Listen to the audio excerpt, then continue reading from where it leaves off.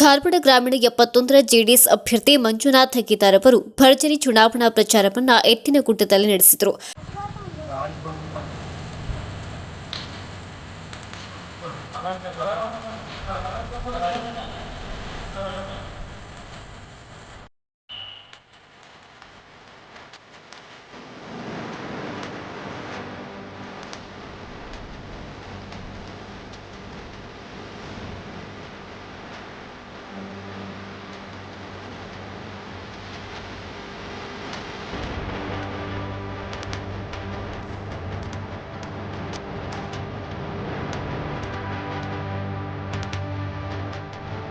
ತಮ್ಮ ಮತಕ್ಷೇತ್ರದ ವಿವಿಧ ಪ್ರದೇಶಗಳಲ್ಲಿ ಮನೆ ಮನೆಗೆ ತೆರಳಿ ಮತಯಾಚಿಸಿದರು.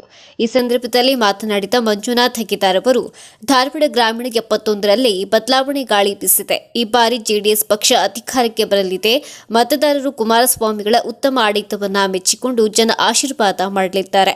ಜೆಡಿಎಸ್ ಪಕ್ಷದ ಪ್ರಚಾರ ಬಿರುಸಿನಿಂದ ನಡೆದಿದ್ದು, ಈ ಬಾರಿ ಮತದಾರರು ನನಗೆ ಬೆಂಬಲಿಸಲಿದ್ದಾರೆ ಎಂದರು. ಸರ್, ಇವತ್ತು ಮುಂಜಾನೆಯಿಂದ ಎತ್ತಿನಗುಡ್ಡ ಪ್ರಚಾರ ಮಾಡಿದ್ವಿ. ಆಮೇಲೆ ಈಗ ಇದು ನಮ್ಮ ಅಗ್ರಿ ಯೂನಿವರ್ಸಿಟಿ ಅಪೋಸಿಟ್ ಇರತಕ್ಕಂಥ ನಮ್ಮ ಗ್ರಾಮೀಣ ಪ್ರದೇಶಕ್ಕೆ ಸಂಬಂಧಪಟ್ಟಂಥ ಪೂರ್ತಿ ಏರಿಯಾ ಅಡ್ಡಾಡ್ತೀವಿ. ಜನರದು ಸ್ಪಂದನೆ ಭಾಳ ಚೆನ್ನಾಗಿದೆ ನಮ್ಮ ಜೆಡಿಎಸ್ ಪಕ್ಷದ ಮೇಲೆ. ಈ ಸಾರಿ ನಾವು ಸರಿ ಚೇಂಜ್ ಮಾಡ್ತೀವಿ, ಕುಮಾರಸ್ವಾಮಿ ಅವರಿಗೆ ಓಟ್ ಹಾಕ್ತೀವಿ ಅನ್ನುವಂಥ ಎಲ್ಲ ಜನರದೊಂದು ಅಡಿಮೇಟ್ ಐತೆ ಸರ್. ಅನುಕೂಲ ಆಗುವ ಲಕ್ಷಣ ಐತೆ ಸರ್. ಈ ಸರಿ ಎರಡೂ ರಾಷ್ಟ್ರೀಯ ಪಕ್ಷಗಳು ಜನರಿಗೆ ಒಂದು ಬೇಜಾರಾಗ್ಯಾವ.